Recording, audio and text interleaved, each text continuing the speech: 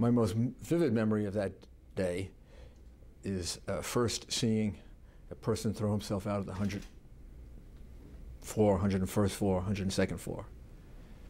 Because when I arrived at the scene, my Deputy Mayor Joe Loda told me that this is terrible, that there are people throwing themselves out the window. I was about 2.5 blocks away. I looked up and I saw debris coming down. And I thought he was exaggerating, because it just didn't seem possible to me that people would be throwing themselves out the window. We then walked to the fire department command post, which was right below the North Tower. And as we were walking there, particularly along West Street, the police that were with us were telling us to look up, because debris was coming down. It was hitting people, and they were afraid it was going to hit us. So they wanted us to be alert to the fact that there might be some debris falling. So I kept looking up, and all of a sudden I saw a man put himself right in the window. Looked like he stepped up or something, and then he just flung himself right out. And I could see fire right behind him. And I just froze and watched it, because it was so incomprehensible. There's no possible way I can describe the reaction.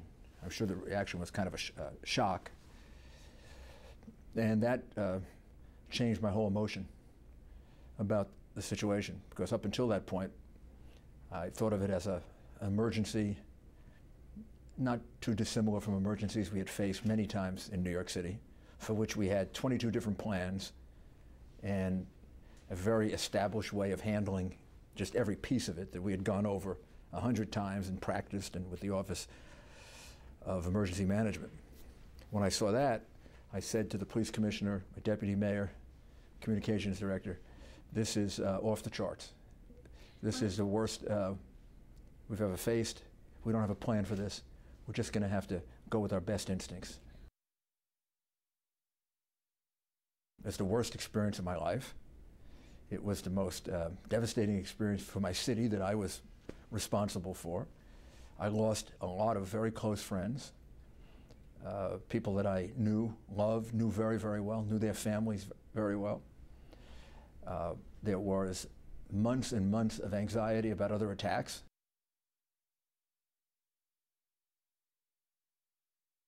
I did not agree that commercial buildings should be put there.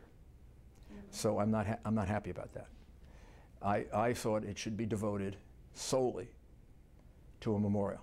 Here's what you have to know about the World Trade Center. It was never a good site for tenants. The building was always subsidized.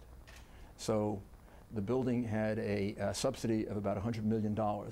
So rents were unnaturally low at the World Trade Center. And even with that, it was very hard to keep that building at 100%.